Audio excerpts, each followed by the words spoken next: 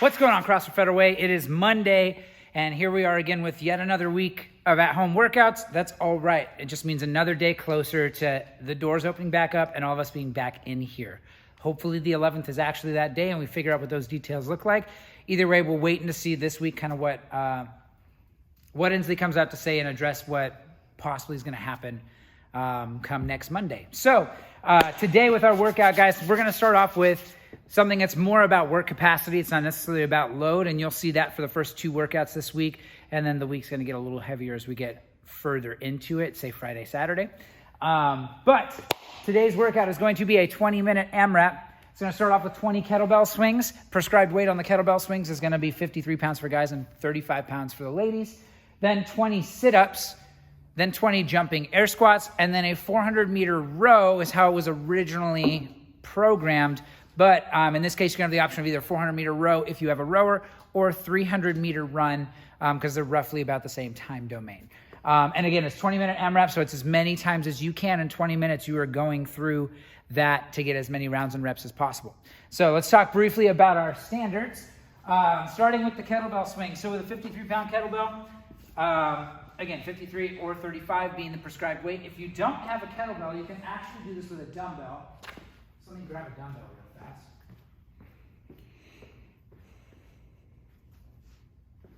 So swings with a dumbbell can be a little bit interesting.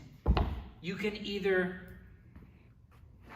grab it with two hands and kind of swing it this way, or the way I kind of prefer to do it, even though it taxes your grip in a different way, is to grab the head of the dumbbell and treat it as just a Russian kettlebell swing. So I'm just coming up to about eye level, but still working on extending those hips. So it's the same motion, but what I wouldn't do with the dumbbell necessarily is go all the way up overhead, even though this is programmed as an American kettlebell swing. And with a kettlebell, we're going overhead instead of eye level. The most important piece of this movement is that aggressive hip open, is that throwing the hips forward and squeezing your glutes and keeping that explosive. That's what we want to focus on. So as long as we can accomplish that, we're going to be getting basically the same stimulus out of those kettlebell swings. So with the kettlebell, again, shooting will go all the way up overhead. Throwing the kettlebell forward with your hips. Squeeze your elbows at the top so arms are nice and straight and locked out.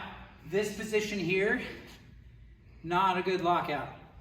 All the way up overhead for every single one of those kettlebell swings. The next movement, we are doing sit-ups. So it doesn't matter if you have an ab mat or not. We're going to treat them the same way. So if I have an ab mat, again, fat side is the side closest to me. I'm going to butterfly my knees out. Soles of my feet together. Lay back, hands come up and touch the ground. Come all the way up and touch my toes. Again, touching my toes ensures that my shoulders get over my hips. I've got full range of motion at that point, as opposed to just touching my heels and ending up in this still kind of position where I'm leaned backwards. We want to make sure we close that gap, close that distance, and touch for our toes every time. If I want to cycle this faster, push off your feet as you go back. That's going to increase your stretch reflex, make it easier to come back up faster on the subsequent rep. So pushing off gives me more momentum. Throwing my hands forward to also create momentum in the other direction, totally fine. But yeah, so that's the standards on our sit-ups. From there we go to jumping air squats. Now, it's just an air squat with a jump at the top. These can be super deceptive. So that leaving the ground and coming back down, landing and going into my next squat increases the eccentric tension that we create on the way back down. Meaning, chances are your quads are going to feel worse than you'd expect them to feel as we recover from this workout. Thankfully, there is no squatting tomorrow, so give it everything you've got today. But again, hip crease goes down below the top of the knee. From here on the way up, I'm going to stand all the way up and give myself a jump at the top, looking to open my hips, keep that chest nice and tall. Feet should leave the ground. They don't have to Doesn't have to be a max effort jump every time you do it, but similar to like when we do burpees, I just want to see that those feet leave the ground for that jump at the top. And then from there, it's just a row or a run. So either heading out the door for a 300-meter run or jumping on the rower for 400 meters. And we work through that as many times as we can. So again, looking back at the board, 20-minute AMRAP. So worst case scenario, it's only 20 minutes of your life. 20 kettlebell swings, 20 sit-ups, 20 jumping air squats, 400-meter row or 300-meter run. Repeat that as many times as you can in those 20 minutes.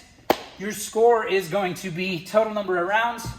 So let's just say in 20 minutes I did this 5 rounds and then I made it 17 reps into my sit-ups.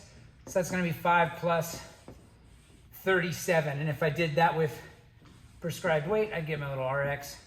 So your score should look something like that. So with that, guys, that is Monday's workout. Great way to start off the week.